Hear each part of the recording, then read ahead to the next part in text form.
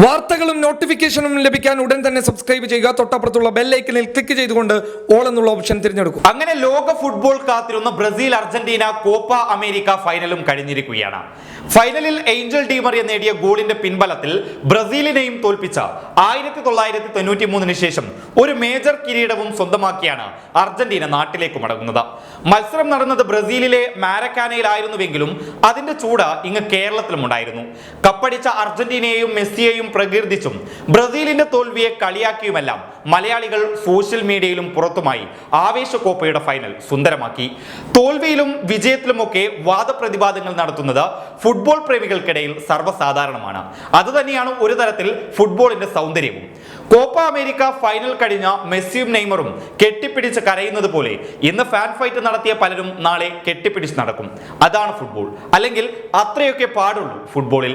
Final കഴിഞ്ഞിട്ട് മണിക്കൂറുകൾ കഴിഞ്ഞിട്ടും മെസ്സിയെ പറ്റിയും ഡീമറിയെ പറ്റിയുമുള്ള ചർച്ചകൾ സോഷ്യൽ മീഡിയയിൽ നടക്കുകയാണ്. എന്നാൽ ഈ ചർച്ചയിൽ മെസ്സിയോടൊപ്പവും ഡീമറിയക്കൊപ്പവും മലയാളികൾ ഒരു പേര് കൂടി കൂട്ടിച്ചേർത്ത് പറയുന്നുണ്ട്. അത് മറ്റാരുമല്ല, BJP സംസ്ഥാന അധ്യക്ഷൻ കെ സുരേന്ദ്രനെയാണ്. അല്ലപ്പാ, ഈ കെ സുരേന്ദ്രനും കോപ്പ അമേരിക്കയും തമ്മിൽ എന്താണ് ബന്ധം? കോപ്പ എവിടെ കിടക്കുന്നു, സുരേന്ദ്രൻ എവിടെ കിടക്കുന്നു? ഒരു തരത്തിലും നോക്കിയാൽ നമുക്ക് കെ സുരേന്ദ്രനും കോപ്പ അമേരിക്കയും തമ്മിൽ ഒരു ബന്ധവുമുള്ളതായി കണ്ടെത്താൻ കഴിയില്ല.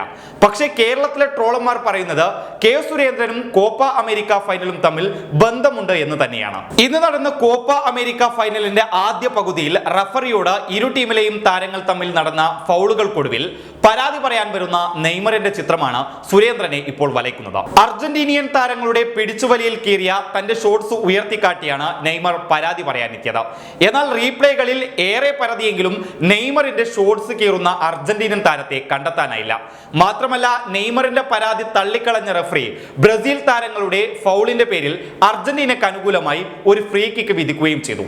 ഈ സംഭവം വൈറലായതോടെയാണ് പലരും കെ സുരേന്ദ്രന്റെ ശബരിമല പ്രക്ഷോഭ കാലത്തെ ചിത്രങ്ങളുമായി ട്രോൾ ഇറക്കിയത്.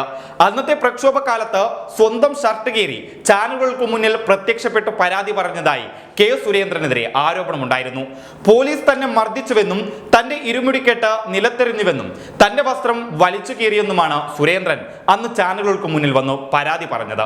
എന്നാൽ പിന്നീട് CCTV പരിശോധിച്ചപ്പോൾ ഇരുമുടിക്കെട്ട് നിലത്തെറിയുന്നതും ഷർട്ട് കീറുന്നതും സുരേന്ദ്രൻ തന്നെയാണെന്ന് വ്യക്തമാവുകയും ചെയ്തിരുന്നു. ഈ സംഭവങ്ങൾ കോർത്തിണക്കിയാണ് സോഷ്യൽ മീഡിയയിലെ ട്രോൾ കലാകാരന്മാർ രസകരമായ ട്രോളുകളുമായി രംഗത്ത് വരുന്നത്. ഈ രണ്ട് ചിത്രങ്ങളും താരതമ്യം ചെയ്തുകൊണ്ടാണ് ട്രോളന്മാരുടെ ഇന്നത്തെ ട്രോളുകൾ. കൂടാതെ അന്ന് ഷർട്ട് കീറിയ സുരേന്ദ്രനും ഇന്ന് ഷോർട്സ് കീറിയ നെയ്മറും തോറ്റവരാണെന്നും നെയ്മറുടെ ഷോർട്സ് കീറിയത് കണ്ടപ്പോൾ തന്നെ കളി തോറ്റെന്നും ഉറപ്പിച്ചതായി ചിലർ സോഷ്യൽ മീഡിയയിൽ പരിഹാസരൂപേണ പറഞ്ഞിരുന്നു. കൂടാതെ ഷർട്ട് കീറിയ സുരേന്ദ്രന്റെ പാർട്ടിക്ക് കിട്ടിയത് 0 സീറ്റാണ്.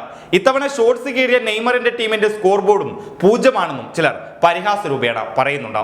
ഏതായാലും കളി നടന്നത് അങ്ങ് കോപ്പയിലാണെങ്കിലും ട്രോളന്മാർ എയറിലാക്കിയിരിക്കുന്നത് കെ സുരേന്ദ്രനെയാണ്.